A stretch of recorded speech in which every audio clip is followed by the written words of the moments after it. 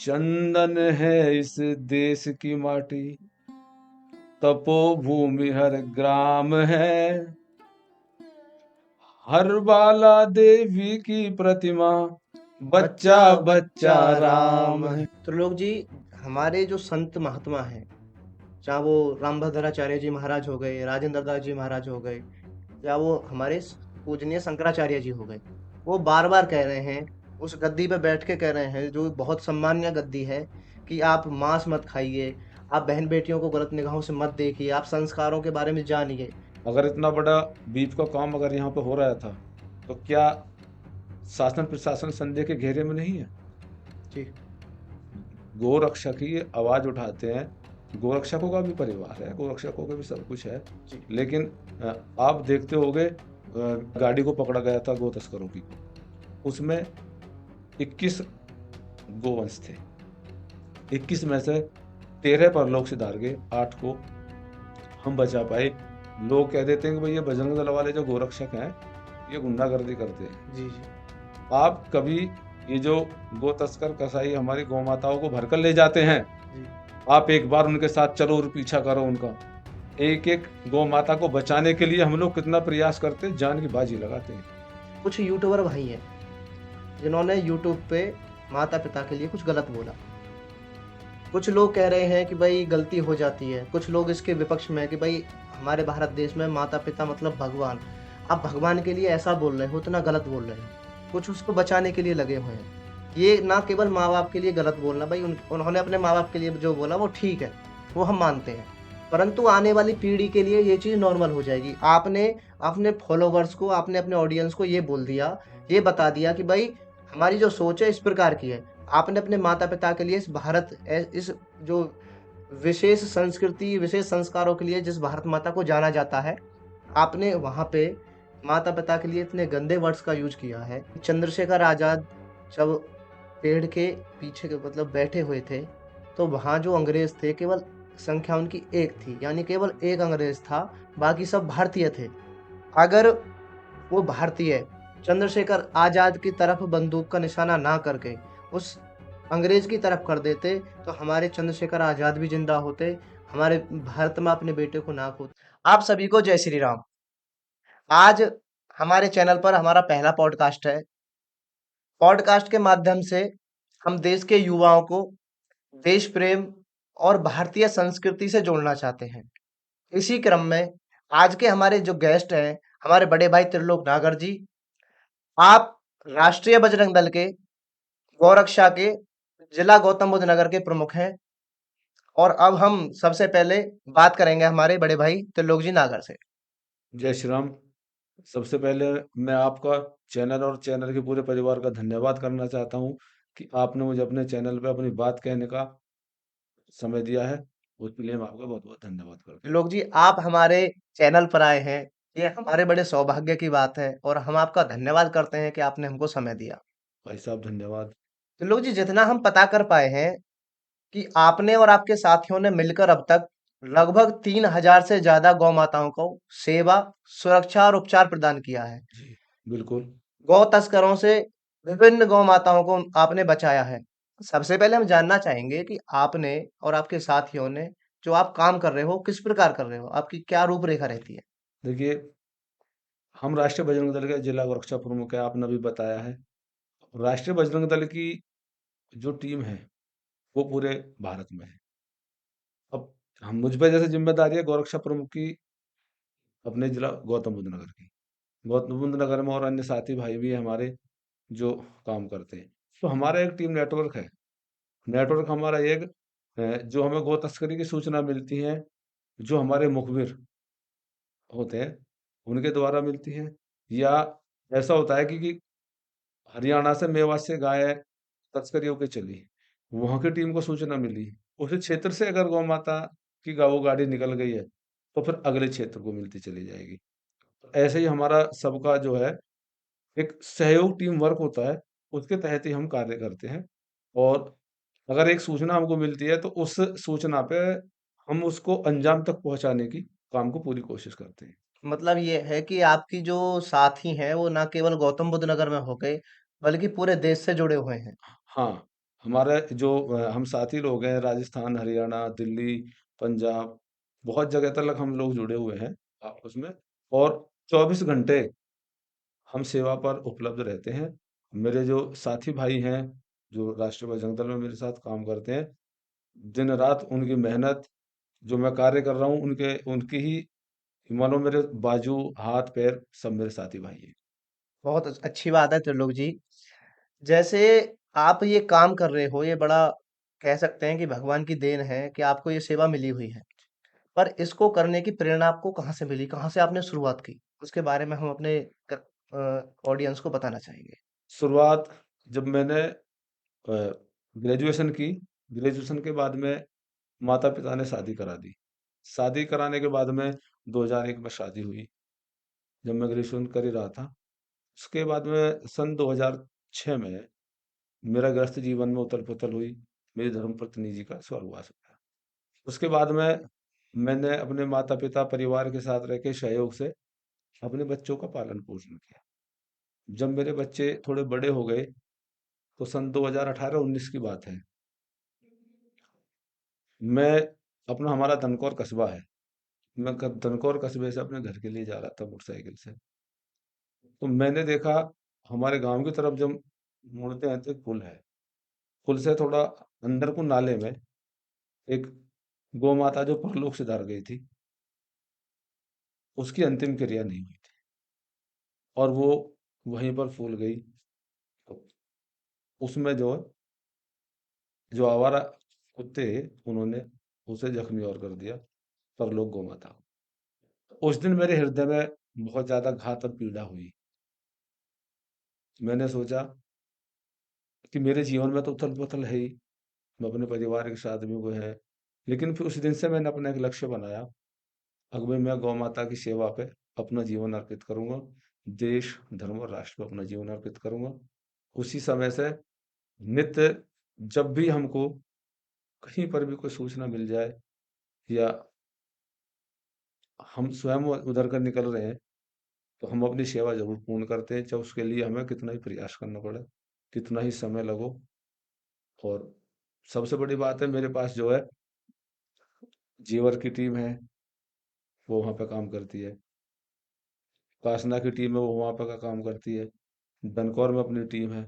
जिले के हर कस्बे, हर गांव-गांव में अपने गोरक्षक साथी भाई हैं, और जब भी जिस समय भी उनको सेवा पे सूचना देती है कि भाई वहाँ पर सेवा है, तो वो सब बड़े मन से उस कार्य को करते हैं, सेवा को पूर्ण करते हैं।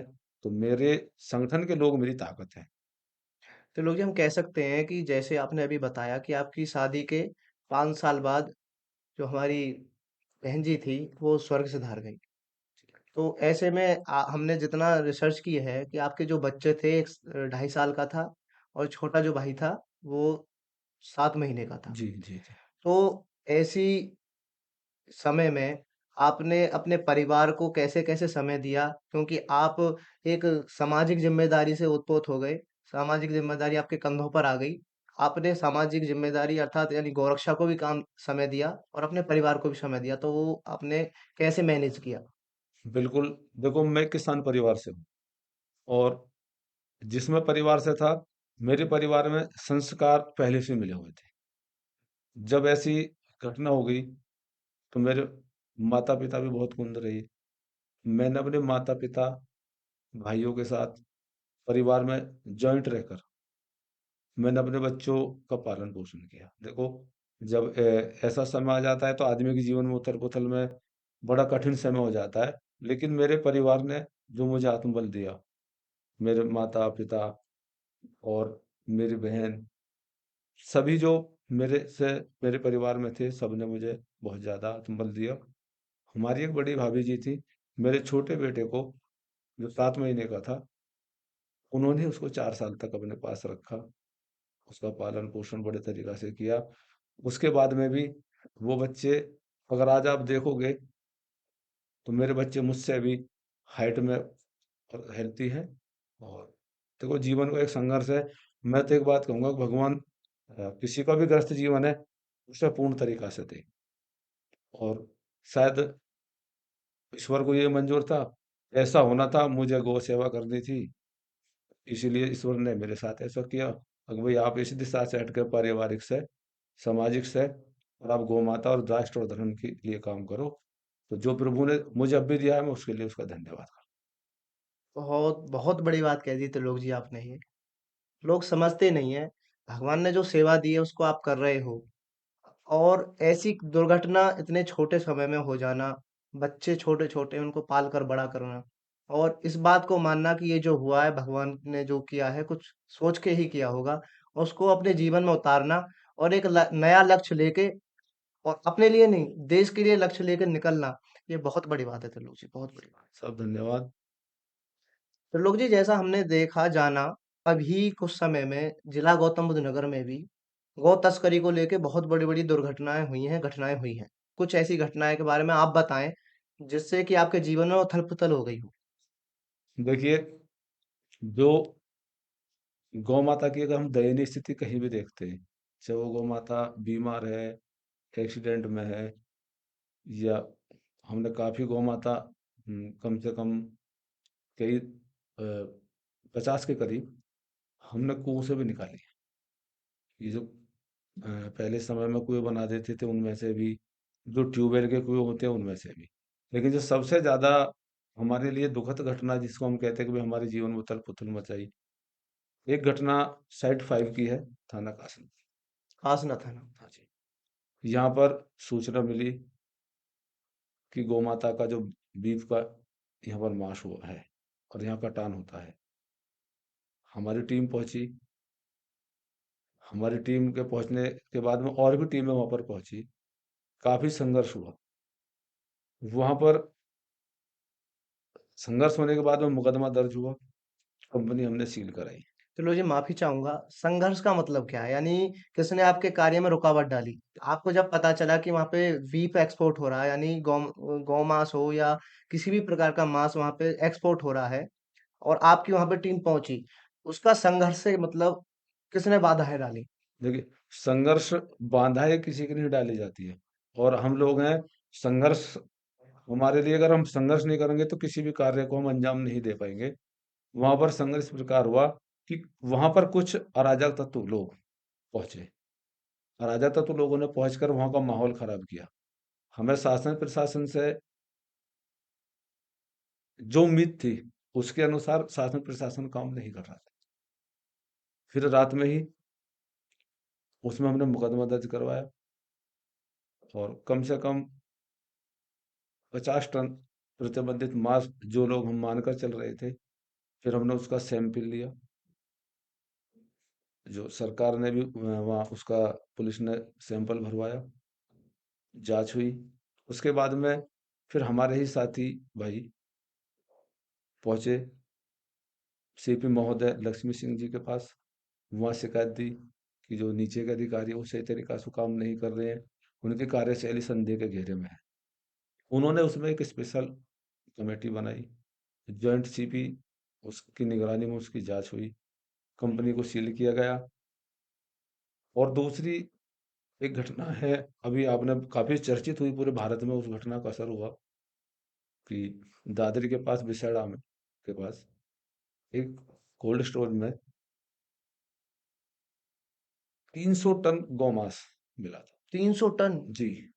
जो एक बहुत ही, मतलब सुनने के बाद में, जितना वहां पर मांस बताया गया, जितना प्रतिबंधित जो बीफ बताया गया, अगर उस बीफ को इकट्ठा करते हैं भाई तो उसके लिए कम से कम हमारी 8 से 10 हजार गौ माताओं को काटा गया।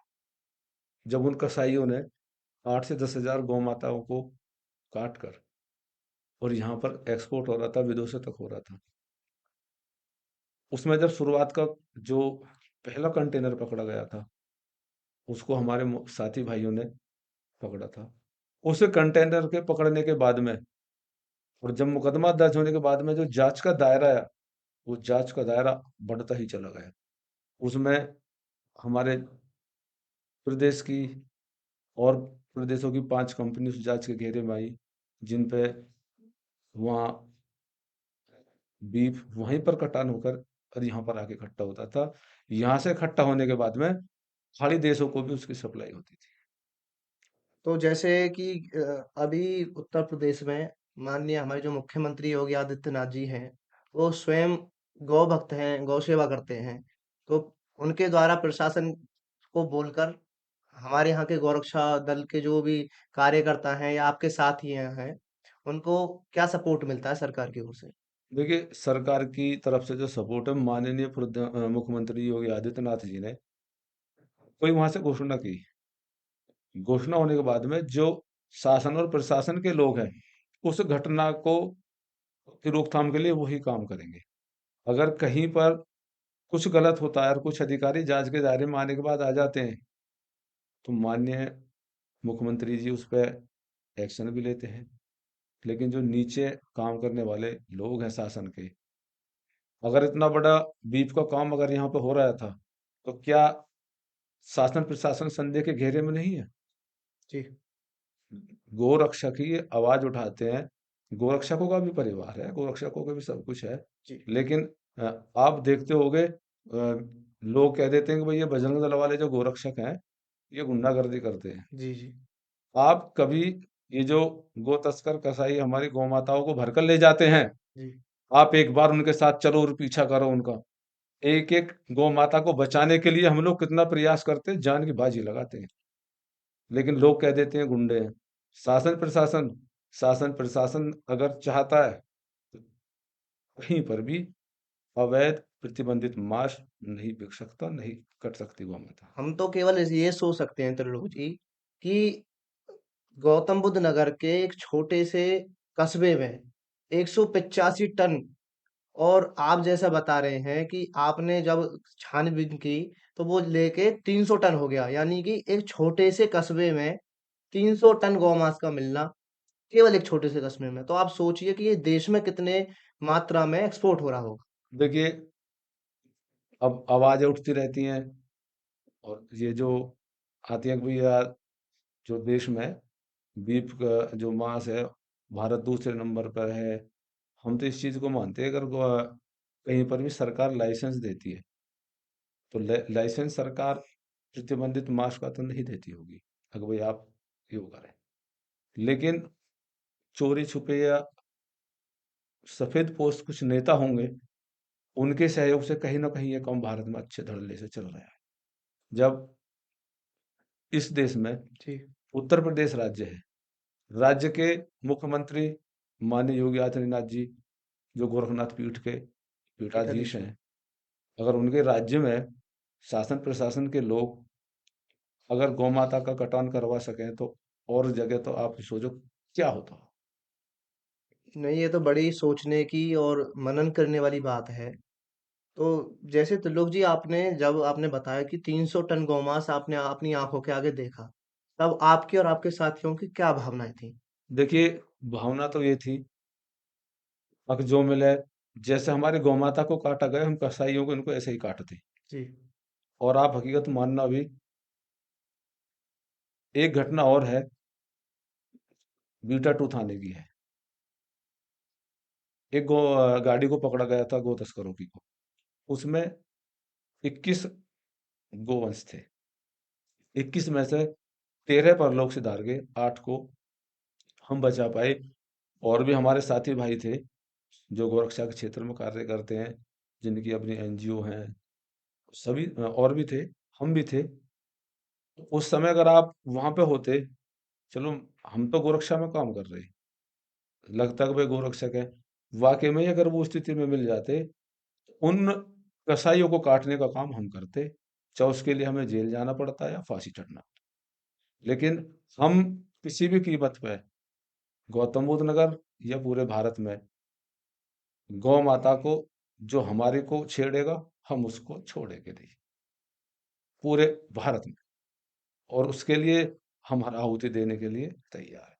त्रिलोक जी, जैसा हमारा धर्म है, ये ना केवल सबसे पुराना, ना श्रेष्ठ, अपितु बहुत ही संस्कारवान धर्म है जो हमें सिखाता है कि अहिंसा नहीं करनी चाहिए, जो हमें सिखाता है कि सबका भला हो, सर्वे भवन्तु सुखिनः, सर्वे सन्तु निरामया, सर्वे भद्राणि पश्यन्तु, मा कश्चित् दुःखभाग् भवेत्। यानी कि कोई दुखी ना रहे, सब सुखी रहें। ऐसे संस्कार हम हमारे पास हैं, ऐसी संस्कृति हिंदू समाज की है। उसके बावजूद अगर वो मांस खा रहे हैं, अगर हिंदू समाज आज मांस खा रहा है, हिंदू समाज किसी बहन-बेटी को गलत निगाहों से देख रहा है। इसके बारे में आप क्या कहना चाहते हो? देखिए, जो हमारी संस्कृति है और जो हमारा धर्म है सनातन धर्म, आप ये देखना हर धर्म के बारे में आपको मिल जाएगी, अगर भाई इसकी शुरुआत यहाँ से हुई है। लेकिन हमारा जो सनातन वैदिक धर्म है, ये मानो 200 करोड़ वर्ष पुराना है, जी, 200 करोड़ वर्ष पुराना हमारा पुराना धर्म धर्म है, है। जी, जो हमारे वेद कहते हैं, शास्त्र कहते हैं। और हमारे धर्म में किसी हिंसा तो सिखाई नहीं गई है, लेकिन हमारे धर्म में एक चीज़ और भी सिखाई गई है, हक राष्ट्र के लिए, धर्म के लिए, स्त्री के लिए और गौ माता के लिए। अगर आपको शस्त्र उठाना पड़े, तो उठाना चाहिए। और हमारी संस्कृति जो दिखाती सिखाती है कि आपस का प्रेम। देखिए, हमारी संस्कृति हर ग्रंथ सब बड़े दयालु प्रवृत्ति के लोग हमारी सनातन संस्कृति में हुए हैं। बहुत बड़े युग पुरुष हुए हैं जिनके के ऊपर युगों का भी वो हो गया। ऐसे युग पुरुष और ऐसे सनातन धर्म और भारत जैसी भूमि पे जन्म लेने के बाद अगर हम लोग हिंसा करें तो गलत। लेकिन आज की परिस्थिति क्या है? आज की परिस्थिति ये है कि कुछ लोग हमारे जो जिहादी सोच के लोग थे, उनसे जाके मिले हैं। हमारे धर्म में मांस का सेवन बहुत बड़ा पाप। और मैं तो यही कहना चाहूँगा कि हमारे धर्म को पथभ्रष्ट हमारे लोगों को पथभ्रष्ट करने के लिए इन लोगों की एक योजना है। और इस योजना में कुछ चंद लोग आ गए हैं, लेकिन आज भी हमारे धर्म में ईश्वर को मानने वाले दयालु प्रवृत्ति के लोग बहुत हैं। और वो लोग हैं तभी ये संसार चल रहा है, धर्म चल रहा है। त्रिलोक जी, हमारे जो संत महात्मा हैं, अभी तो देखा जाए बागेश्वर धाम सरकार धीरेन्द्र कृष्ण शास्त्री जी हो गए, चाहे वो रामभद्राचार्य जी महाराज हो गए, राजेंद्र दास जी महाराज हो गए, या वो हमारे पूजनीय शंकराचार्य जी हो गए। वो बार बार कह रहे हैं, उस गद्दी पे बैठ के कह रहे हैं, जो बहुत सम्मान्य गद्दी है, कि आप मांस मत खाइए, आप बहन बेटियों को गलत निगाहों से मत देखिए, आप संस्कारों के बारे में जानिए, आप अपने जो पुरखे रहे हैं उनके जीवन से ओतप्रोत होइए। हमारे बहुत सम्मानीय व्यक्ति हैं, उनके बारे में आप जानने की कोशिश कीजिए। ना केवल आप राम को मानिए, बल्कि राम जी ने जो किया है, प्रभु श्री राम ने जो करा है, उसे अपने जीवन में उतारिए। देखिए, वैदिक काल से ही हमारे धर्म में स्त्री को बहुत पूजनीय माना गया। और इतिहास गवाह है, ऐसी ऐसी छत्राणी, ऐसी ऐसी वीरांगना पैदा हुई हैं। अब सुनकर भी शरीर में एक तेज हो जाता है, एक ऐसी वो आ जाती है ऊर्जा। उन्होंने ऐसा बलिदान ऐसा कुछ देश के लिए किया है कि किसी और धर्म में आपको नहीं मिल सकता। ऐसे ऐसे ऋषि मुनि हुए हैं अब जिन्होंने कालखंडों का वर्णन, कालखंडों युगों बाद क्या होने वाला है, कौन आने वाला है, ऐसे ऐसे जो ज्ञानी तपस्वी। और देखो, पृथ्वीराज चौहान जी हुए, महाराणा प्रताप जी भी हुए, महर्षि वाल्मीकि हुए, वेद व्यास जी हुए, अब जिन्होंने समय से पहले रचना कर दी किसी चीजों की। वही अब हमारे वेद शास्त्र कहते हैं, अब जी वेद व्यास जी ने महाभारत पहले लिख दी थी, गीता उपदेश भगवान श्री कृष्ण ने दिए। तो जो युग था, वो युग ही भगवान श्री कृष्ण का हो गया। एक वो है, द्वापर में राम ना होते, त्रेता में श्याम ना होते, तो कैसे जग कल्याण होता। जी, जी। तो ये सीधी सी बात है कि हमारे धर्म के बराबर नारी का सम्मान। और जैसे महापुरुष पैदा हुए हैं, युग पुरुष पैदा हुए हैं, किसी और धर्म में ना हुए और ना ही होंगे। और हमें उनसे शिक्षा लेनी चाहिए कि भाई उनके कैसे संस्कार थे, आज हम कैसे संस्कारों से भटक रहे हैं, तो हमें संस्कारों से नहीं भटकना चाहिए। त्रिलोक जी, जैसे अभी आपने नारी का सम्मान के बारे में बात की, तो हम देखते हैं कि हमारे इतिहास में हमारी माता बहन इतनी संस्कारों से ओतप्रोत थी, यानी इतना संस्कारवान थी वो, कि उन्होंने अपने शरीर से किसी गैर मर्द यानी पराये पुरुष से हाथ नहीं लगने दिया। उन्होंने जौहर किया, 35,000 की संख्या में कितनी बार जौहर हुए कि हमारी माता बहन आग जला के उसमें जिंदा चली गई, परंतु अपने चरित्र पर किसी को दाग धब्बा नहीं लगाने दिया, ना उंगली उठाने दी। परंतु आज हमारी जो बहन बेटियां हैं, वो गलत रास्ते पे जा रही हैं। वो अपने जो संस्कार रहे हैं, अपने जो पुरखे इन्होंने जो जिन्होंने अच्छा काम किया है, उनसे सीखने के बजाय अपनी संस्कृति को, विदेशों की जो संस्कृति रही है, उसमें मिलाती हुई जा रही हैं। एक सबसे बड़ी बात मैं आपको बताता हूँ, ये जो आधुनिक जो ज़माना हुआ है, जैसे दूरसंचार का, मोबाइलों से या फ़िल्मों से, इससे हमारी संस्कृति पर असर पड़ा है। अब जो देश में फ़िल्में बनती हैं, पहले जो बनती थी, भगवान वही रामायण की उस पे बनी, महाराणा प्रताप जी पे बनी, पृथ्वीराज चौहान जी पे बनी, वो फ़िल्मों का अब दौर खत्म है। अब कुछ फ़िल्में आई हैं, जिनमें देश की संस्कृति और देश में महिलाओं ने, पुरुषों ने क्या-क्या इस देश के लिए संघर्ष किए, अपने प्राणों की आहुति दी, बलिदान दिए, त्याग किए। ये जो पश्चिमी संस्कृति है, इस पश्चिमी संस्कृति को अपनाना ही हमारे देश के लिए दुर्भाग्य की बात। हमारे यहाँ पर जो वैदिक काल से गुरुकुल थे, शिक्षा के जो मंदिर थे, उन पे अंकुश लगा। उन पे अंकुश लगने से लोग जो आज की शिक्षा ग्रहण कर रहे हैं, तो ज़्यादा आधुनिक हो रहे हैं।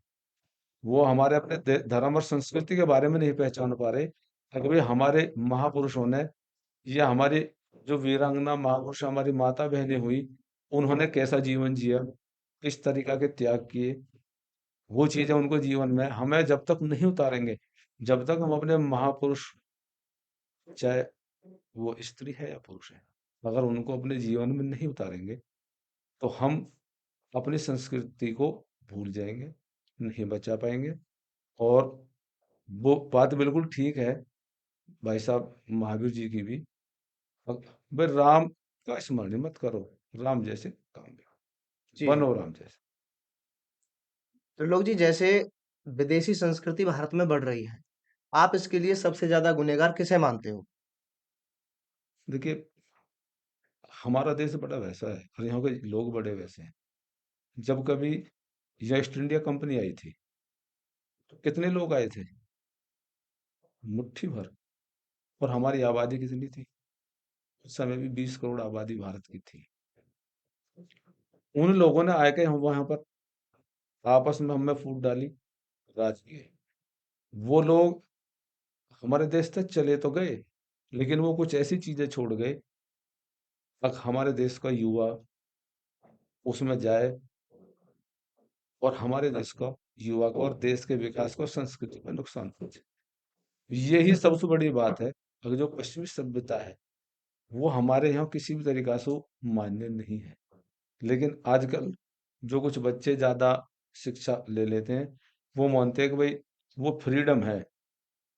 पश्चिमी संस्कृति को वो लोग फ्रीडम मानते फ्रीडम मानते हैं हैं, जी। जबकि ऐसा बिल्कुल भी नहीं है। हमारे देश में घूंघट प्रथा वो आज बहुत कम है। हमने देखा हमारी माताएं बहनें या बड़ी बूढ़ी जो ही, अगर परिवार में रहना एक बड़ी संस्कृति के प्रति समर्पण से कि भाई ये हैं, इनसे पर्दा करना है, लेकिन आज वो चीज बिल्कुल खत्म है। तो कह सकते हैं कि ये जो वर्ड है फ्रीडम, इस फ्रीडम ने इस देश को, जो संस्कृति है उसको बिल्कुल उसको नाश कर दिया। देखो, बिल्कुल सत्य बात है। वो लोग मानते हैं कि भाई अगर हम ये जो पहनावा है, हमारी संस्कृति में पहला पहनावा था हमारा धोती का, कुर्ता का, सर पे पगड़ी का, मुंडासे का। वो चीजें बहुत खत्म होगी देश में। आज जो पहना हुआ है, वो वाकई में ही पश्चिमी संस्कृति का है, जो बड़ा दुखदाई है। हमारे यहाँ बहन बेटी, आपने भी थोड़ी देर पहले एक बात कही थी कि भाई हमारे देश में बहुत वीरांगनाएं ऐसी हुई और जिन्होंने जौहर किया। तो वो उन्होंने क्यों किया? उन्होंने अपने देश, अपनी संस्कृति से प्यार था। अगर उन्होंने प्यार नहीं होता तो वो जौहर नहीं करती। उनका सीधा सा उद्देश्य था अब ये जो मुगल आए हैं, इनको हमारे शरीर से कोई हाथ टच नहीं हो जा, उँगली टच नहीं हो जा। उन्होंने अपने देश की, अपनी संस्कृति को बचाने के लिए बलिदान दिए, जौहर किए। उन चीज़ों से सीख लेनी चाहिए। और हम ये मानते हैं कि भाई अगर आज हम अच्छे पढ़ गए, लिख गए और हम जाके मानो पश्चिमी संस्कृति से जुड़ गए, बिल्कुल गलत है। आज के समय में ये जो भोजन आ गए, पिज़्ज़ा, बर्गर, क्या मतलब है हमारे देश में ये? वहाँ वहाँ क्या, वहाँ मौसम के अनुसार वो लोग खाना बना ही ना पावे, उस वजह से वो लोग उन चीज़ें ना खाते हैं। जी। हमारे यहाँ तो सीधी सी बात है, भोजन सर्वश्रेष्ठ भोजन है हमारे यहाँ।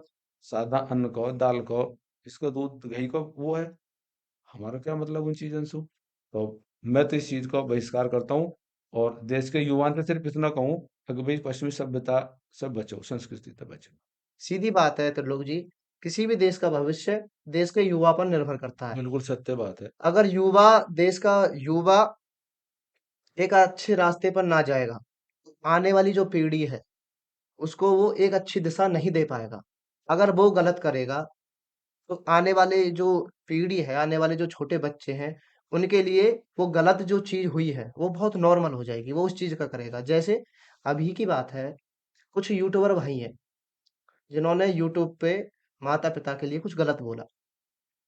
कुछ लोग कह रहे हैं कि भाई गलती हो जाती है, कुछ लोग इसके विपक्ष में हैं कि भाई हमारे भारत देश में माता-पिता मतलब भगवान। आप भगवान के लिए ऐसा बोल रहे हो, इतना गलत बोल रहे हो। कुछ उसको बचाने के लिए लगे हुए हैं। ये ना केवल माँ-बाप के लिए गलत बोलना, भाई उन्होंने अपने माँ-बाप के लिए जो बोला वो ठीक है, वो हम मानते हैं।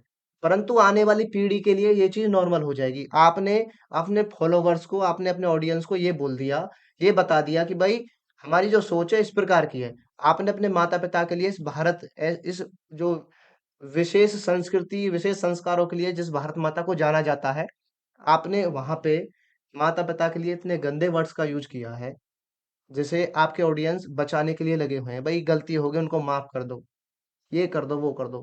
पर माँ-बाप के लिए इस प्रकार की अभद्र भाषा का प्रयोग करना, हमारी जो युवा पीढ़ी अब है उसके लिए और आने वाले जो बच्चे हैं, उनके लिए कै किस प्रकार साबित हो सकती है? हम कैसे कहें कि युवाओं को भी इन चीज़ों पे ध्यान देना चाहिए?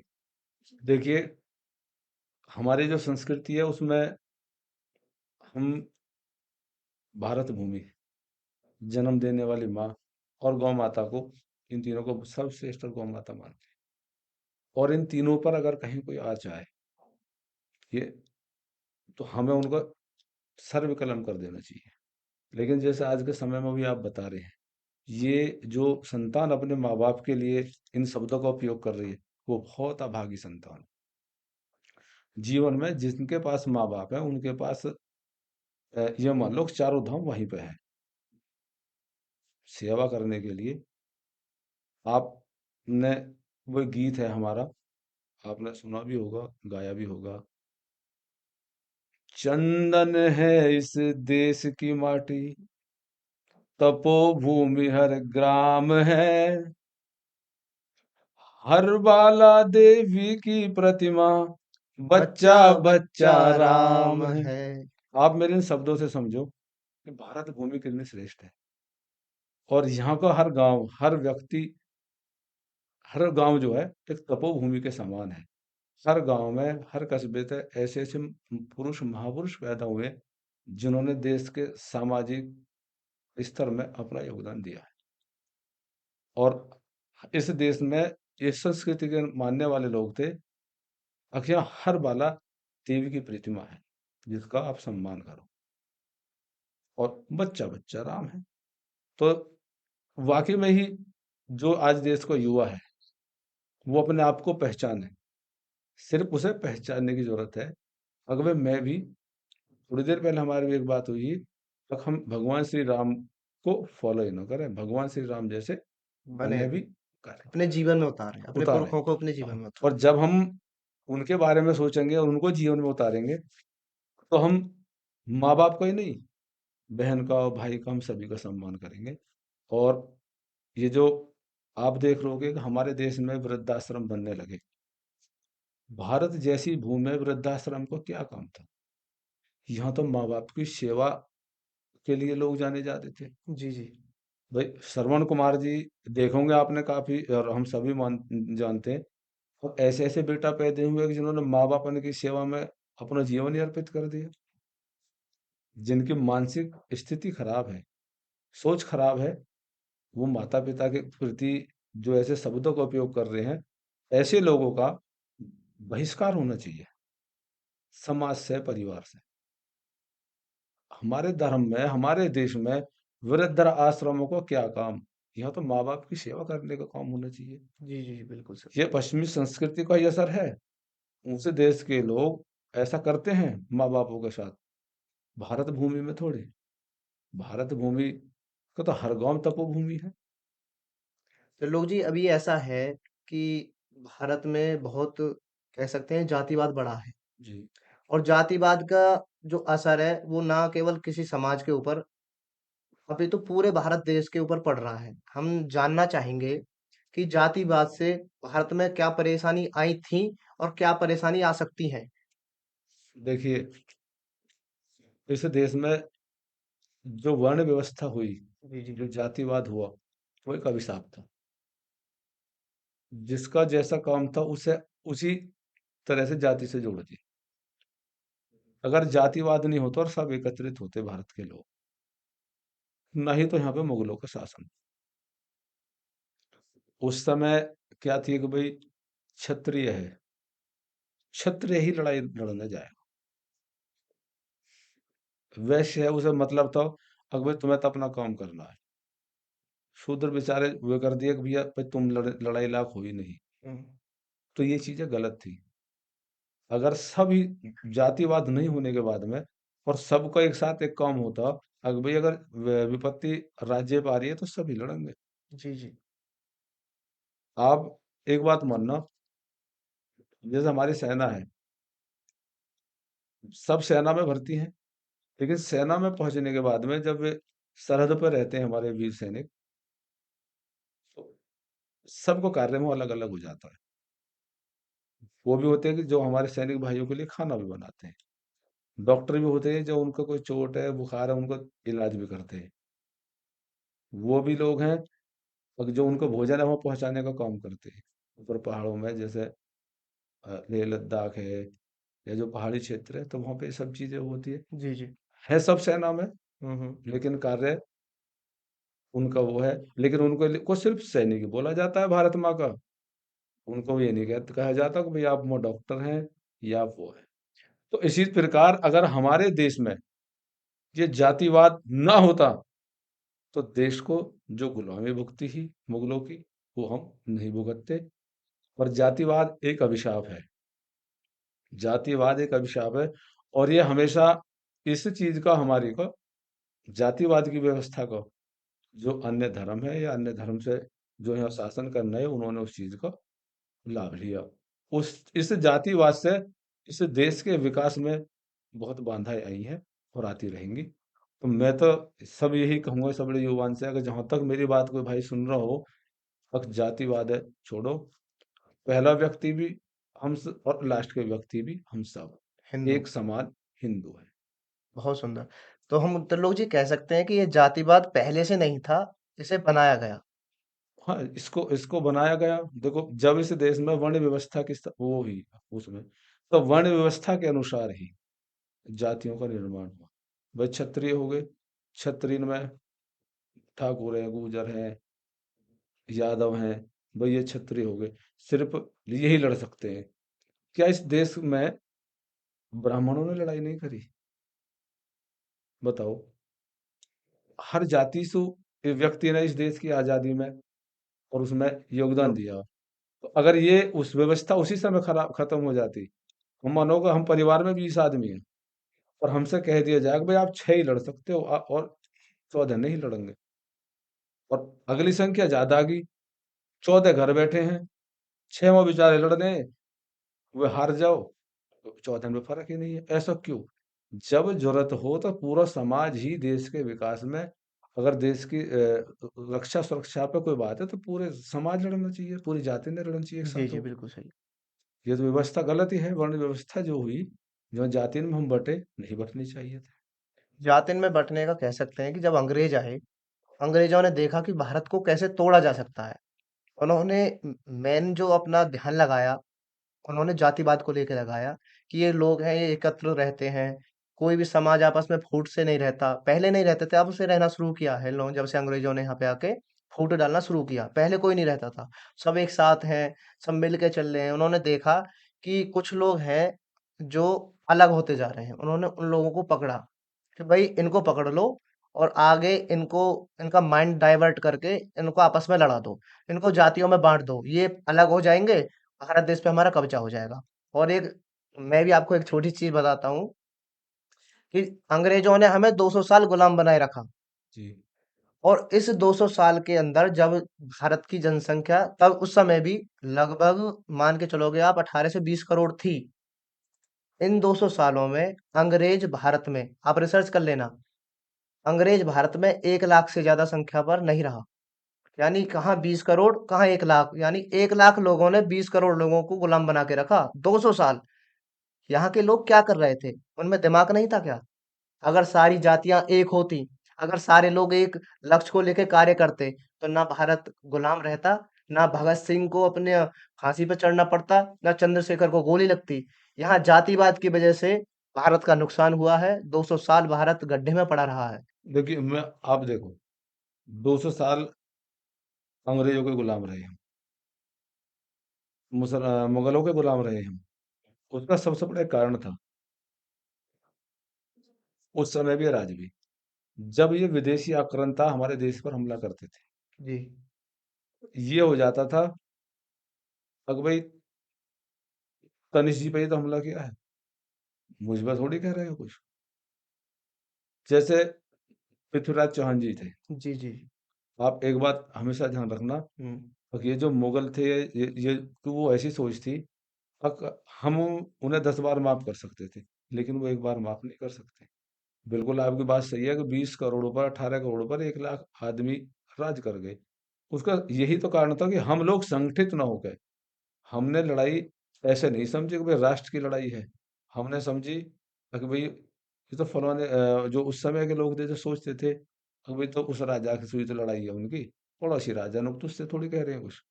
ये हमारा सब कारण रहा कि हम एक दूसरे के लिए एकत्रित नहीं। उसी समय जब मोहम्मद गौरी ने आक्रमण करा था और उसी समय सबड़े राजा एकत्रित हो जाते एक साथ जी सभी, बिल्कुल। तो मोहम्मद गौरी हमें कैसे पराजित कर सके? हम्म। इस देश से तब सिकंदर जैसे लोग वापस हट गए, तो मोहम्मद गौरी क्या चीज था? लोग जी, हम ये जानना चाहेंगे कि भारत देश में एक नाम है बजरंग दल, जी, और आप भी राष्ट्रीय बजरंग दल की ओर से काम कर रहे हो, ना केवल गौरक्षा का, अभी तो और जो धर्म के कार्य हैं उनमें भी आप लगे हुए हो। हमें जितना पता चला कि आपके जिला गौतम बुद्ध नगर की टीम ने लगभग 50 से 60 के बीच में हनुमान चालीसा केंद्र बना रखे हैं, जी, जिसके माध्यम से आप बच्चों को अपने धर्म के बारे में जानना, संस्कार क्या होते हैं वो चीज़ बतलाना, भारत को विश्व गुरु कैसे बनाया जाए, उनको एक अच्छा लक्ष्य, यानी देश, हमारा देश महान हो, हमारा धर्म महान बने, इस प्रकार का लक्ष्य देकर आप कार्य कर रहे हो। तो आजकल के लोगों ने क्या है कि बजरंग दल को बोल दिया है कि ये गुंडों का दल है, ये गुंडों का संगठन है। इसमें क्या बोल सकते हैं कि हम बदमाशी सिखाई जाती है बच्चों को। इस प्रकार की भावना राष्ट्रीय बजरंग दल हो या कोई भी हिंदूवादी संगठन हो, उसके लिए लोगों में हो गई है। अपने बच्चों को वो नहीं जोड़ते।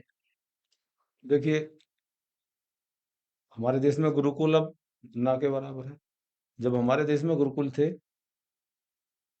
उनको देश और धर्म की शिक्षा मिलती थी। हिंदूवादी संगठन हमारे जितने भी है सभी देखो काम करते हैं, अच्छा काम करते हैं। अब आप आ जाओ बजरंग दल पर। बजरंग दल वो दल है अगर जहाँ जब राष्ट्र, धर्म, बहन बेटी या गौ माता की इज्जत की बात आ जाती है, गोकशी करने वाले तो गो तस्कर हो, हमारी बहन बेटियों के साथ लव जिहाद करने वाले हो, या हमारे धर्म पर टिप्पणी करने वाले हो, हमारे देवी देवताओं पर, तो बजरंग दल डटकर सामना करता है। इसलिए हम लोगों को क्यों, हम ये नहीं देखते कि हम संख्या में कितने हैं। जॉब स्थिति है, हम संख्या नहीं देखते अपनी। अगर हम ये देखते हैं कि हाँ गलत है, हमारे अंदर ये भावना है जो अंदर पहले हमें हो जाती है अंदर तो भाई हम एक भी 10 से लड़ेंगे। हम ये मान के चलते हैं कि भाई हम एक हैं, हम 10 से लड़ेंगे। तो हम खुलेआम जो करते हैं, हम अपने देश, धर्म और अपनी बहन बेटियों की इज्जत पे अगर कहीं आँच आएगी, तो अगर हमको गौ माता पे बात आएगी, हमको कोई गुंडा कहे, हमको कोई कुछ कहे, हमें उस चीज़ से फ़र्क नहीं पड़ता। हम हमारे लिए राष्ट्र प्रेम, देश प्रेम, अपने गौ माता धर्म सर्वोपरि है और रहेगा। प्रयागराज में एक दुर्घटना घटी। आप महाकुंभ गए, आप वहाँ रुके। आपके नज़रिए से किसकी गलती है? प्रशासन की क्या व्यवस्था थी? उस घटना को अगर आपके शब्दों में हम बयाँ करें, जो घटना घटी है, जो वहाँ पे क्षति हुई है, जो हिंदू समाज के नागरिकों नागरिक जो परलोक सिधार गए हैं, उनकी उस क्षति के बारे में कौन ज़िम्मेदार है? क्या प्रशासन की व्यवस्था ज़िम्मेदार है या क्या कारण रहे जिसके द्वारा वो क्षति, वो दुर्घटना घटी? देखिए, मैं आपके चैनल के माध्यम से एक बात कहना चाहूँगा कि हमारे देश में जो मंदिरों में, मेलों में ये जो वीआईपी कल्चर है, ये खत्म होना चाहिए। ये एक बहुत बड़ा अभिशाप। रास्ते की व्यवस्था, आपने देखा होगा कि सोशल मीडिया पे एक वीडियो आ रही थी। एक वहाँ उच्च अधिकारी थे, वो माइक से आवाज लगा रहे थे, अनाउंसमेंट कर रहे थे, जो सोएगा सो खोएगा, जो जागेगा सो पाएगा। जब उन और उनकी यहाँ से आप लोग खड़े हो, यहाँ भगदड़ की आशंका है। अगर कहीं प्रशासन है, ये लग रहा था कि भाई यहाँ भगदड़ हो सकती है, फिर प्रशासन अगर चूक खा गया तो ये गलत बात है। वहां पर हम भी रहे, हमारे समय तक भीड़ थी, लेकिन ऐसी कोई अव्यवस्था वहां पर नहीं हुई, इतनी बड़ी त्रासदी घटना नहीं हुई। उस दिन प्रशासन को अगर कुछ लगता था या कुछ अराजक तत्व, देखो, कहीं पर भी किसी चीजें बिगाड़ने के लिए, क्योंकि महाकुंभ बड़ा शानदार आयोजन चल रहा था, तो एक ग्रहण जिसे हम कह देते हैं, एक ग्रहण लगा दिया महाकुंभ पर। उसके लिए जहाँ जांच का विषय है, जांच हो रही है। इसमें चाहे प्रशासन दोषी है, चाहे इसमें कोई अराजक तत्व दोषी है, तो हम तो यही कहेंगे कि भाई उनके खिलाफ कार्रवाई हो। आगे से ऐसी चीजें हमारे मेलों में, महाकुंभ जैसे महापर्व में या किसी भी मंदिर में ये पुनरावृत्ति दोबारा ना हो। त्रिलोक जी, जैसे अभी दिल्ली में सरकार का बदलाव हुआ है, वहाँ पे अब भाजपा सरकार ने इतनी अच्छी सीटों से जीत को हासिल की है। आप क्या अपेक्षाएँ करते हो कि वहाँ सरकार किस प्रकार का कार्य करे? दिल्ली में केजरीवाल जी मुख्यमंत्री रहे, मुख्यमंत्री रहने पे वहाँ एक विशेष समुदाय को ज्यादा छूट दे दी गई। कई दंगे हुए जो नहीं होने चाहिए थे। हम भी गौ माता का काम करते हैं, गोरक्षा का। तो कई घटना दिल्ली में ऐसी हुई गोरक्षा की, गौ माता लेके अगर जो नहीं होनी चाहिए थी। अभी हमारे भाई थे लोकेंद्र राणा जी, उन्होंने पकड़ा था वहां पे एक गाड़ी में। तो एक तो अच्छा शासन, अच्छा शासन मिला है वहां पे। वहाँ के जो वहाँ घोटालेबाजी हुई है, या वहाँ पे जो हमारे हिंदू भाइयों के साथ कहीं भी जो भी गलत हुआ है, उन सब में कठोर कानूनी कार्रवाई हो। गौ माता की रक्षा पे काम हो। गौ माता को राष्ट्र माता और राज्य माता का दर्जा भी मिले। लेकिन दिल्ली संघीय क्षेत्र है, तो दिल्ली में भी गौ माता को राज्य माता को दर्जा मिले। और यमुना जी को यमुना जी को जो जहां तक भी दूषित हो रही है, जो पिछली सरकारें रही हैं विफल रही हैं, तो हम जो अब की सरकार है, जो भी हम मुख्यमंत्री बनेंगे दिल्ली के, हम उनसे यही अपेक्षा करेंगे कि दिल्ली का विकास हो और अमन शांति हो। हम उनसे यही अपेक्षा करेंगे। हर किसी के जीवन का एक आइडल होता है, जिसकी तरह वो इंसान बनना चाहता है। हम जानना चाहेंगे कि आपके जीवन का आइडल कौन है? आप किसकी तरह बनना चाहते हो? देखिए, मैं ऐसी तपोभूमि पे पैदा हुआ हूँ, अब यहाँ ऐसे ऐसे महापुरुष पैदा हुए हैं, अब वही लोग उनकी तरह बनना चाहें। लेकिन मैं आइडल मानने के लिए तो हमारे देश में महाराणा प्रताप जी हैं, शिवाजी महाराज हैं, सुभाष चंद्र बोस जी हैं, चंद्रशेखर आजाद जी हैं, सरदार भगत सिंह जी हैं। समय समय पे इस देश पे क्या हर समय ये आर्डर पैदा होते रहते हैं। लेकिन मैं जो प्रभावित हुआ, मैं हिंदू हृदय सम्राट बाला साहब ठाकरे जी से प्रभावित हुआ। जब हम छोटे थे तो उनकी समाचारों में उनको वो देखते थे, बोलने का अंदाज, अपने देश धर्म के प्रति जो उनकी भावना थी, जो उनकी कार्यशैली थी, उससे मैं बहुत प्रभावित हुआ। और शुरुआत में मैंने अपने देश धर्म के लिए जो काम किया वो शिवसेना से ही किया, बाला साहब के उसमें ही। और फिर अब मैं राष्ट्रीय बजरंग दल में हूँ, सेवा दे रहे सेवा दे रहा हूँ। और देखिए, मैं प्रभावित था बाला साहब से, और मैं बनना चाहता हूँ अपने पिताजी के जैसा। जो मेरे पिता हैं वो मेरे आइडल है। चंद्रशेखर आजाद, जब उनके गोली लगी, जब उनको गोलियों से भून दिया गया, हमारे सुनने में एक विषय आता है कभी कभी कि चंद्रशेखर आजाद जब पेड़ के पीछे के मतलब बैठे हुए थे, तो वहां जो अंग्रेज थे केवल संख्या उनकी एक थी, यानी केवल एक अंग्रेज था, बाकी सब भारतीय थे। अगर वो भारतीय चंद्रशेखर आजाद की तरफ बंदूक का निशाना ना करके उस अंग्रेज की तरफ कर देते, तो हमारे चंद्रशेखर आजाद भी जिंदा होते, हमारे भारत में अपने बेटे को नाक होती। यानी हम कह सकते हैं कि भारत को गुलाम बनाने में ना अंग्रेजों का हाथ था। भारत 800 साल मुगलों का गुलाम रहा, उसमें ना केवल मुगलों का हाथ था। मैं कहूंगा कि अगर भारत गुलाम था तो भारत के नागरिकों का हाथ था। अगर भारत के नागरिक ठीक होते, अगर भारत के नागरिकों में जयचंद जैसे लोग पैदा ना होते, तो आज भारत विश्व गुरु होता, ना भारत गुलाम बनता, और ना जो हमारी बहन बेटियों को यहाँ मारा गया, यहाँ के लोगों की क्षति हुई, ना वो क्षति होती। आप पृथ्वीराज चौहान जी से बात का जो कालखंड देखोगे, चाहे वो मुगलों का हो या अंग्रेजों का हो, ये बात बिल्कुल सत्य है कि इस देश में जयचंद बहुत पैदा हुए। बहुत जयचंद पैदा हुए, इस वजह से इस देश में मुट्ठी भर चंद लोग इस हमारी भारत माँ को जो सोने की चिड़िया थी उसको लूट कर लेंगे। हमारे माता बहनों की इज्जत पर वो खेल होली खेल गए, वो नहीं होना चाहिए था। अगर हमारे पास जयचंद नहीं होते तो नहीं कर पाते। आप कह रहे हैं कि चंद्रशेखर आजाद जी को, जो जलियांवाला कांड हुआ था, उसमें कितने अंग्रेज थे गोली चलाने वाले? उसमें भी अपने भाइयों पे अपने ही भाइयों ने गोली चलाई थी। और यही था कि इस देश में तो दुर्भाग्य रहा है, हमारा और हमारे देश का दुर्भाग्य रहा है।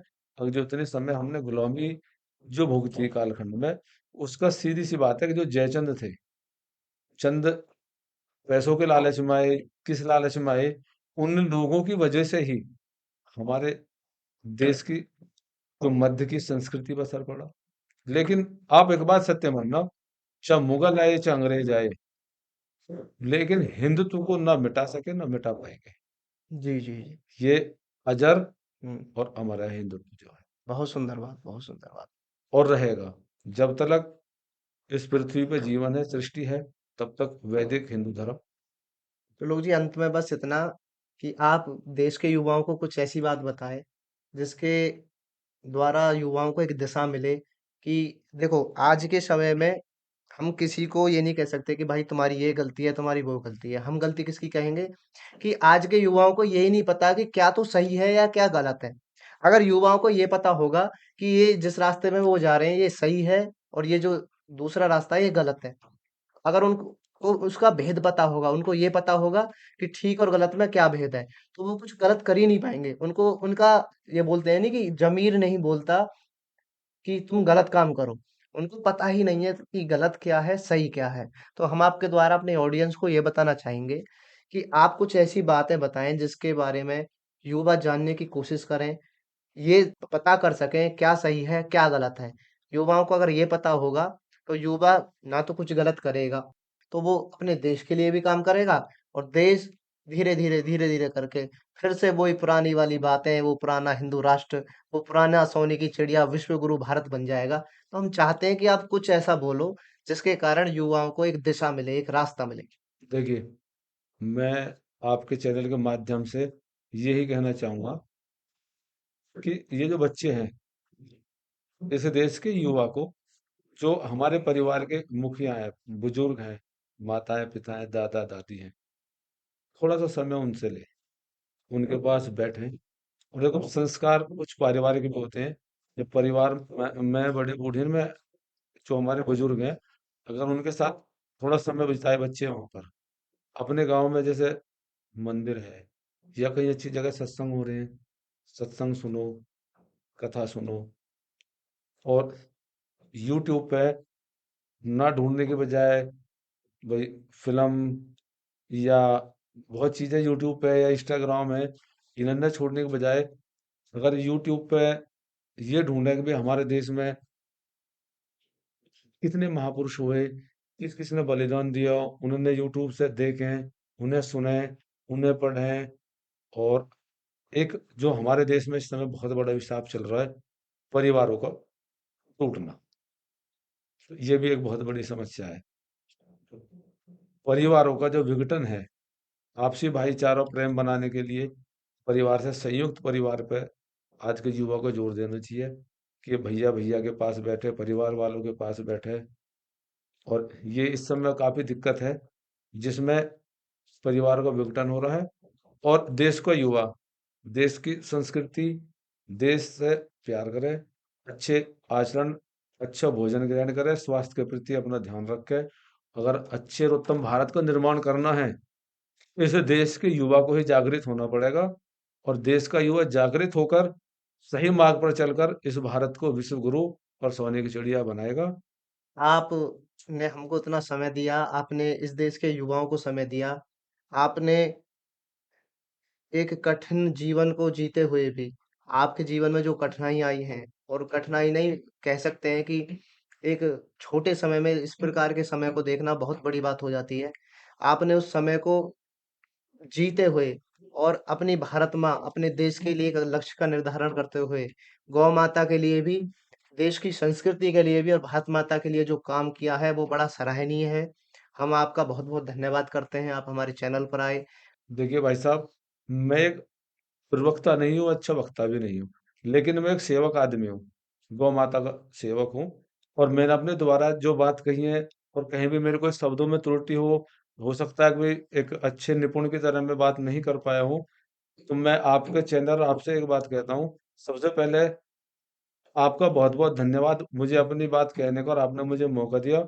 और सभी भाइयों को अगर कहीं पे कोई चीज़ें हैं और शब्दों से कहीं वैसी हो, तो मेरे भैया, मैं सेवक आदमी हूँ, नेता नहीं हूँ। और जय हिंद, जय भारत, जय बजरंग दल, जय सनातन धर्म।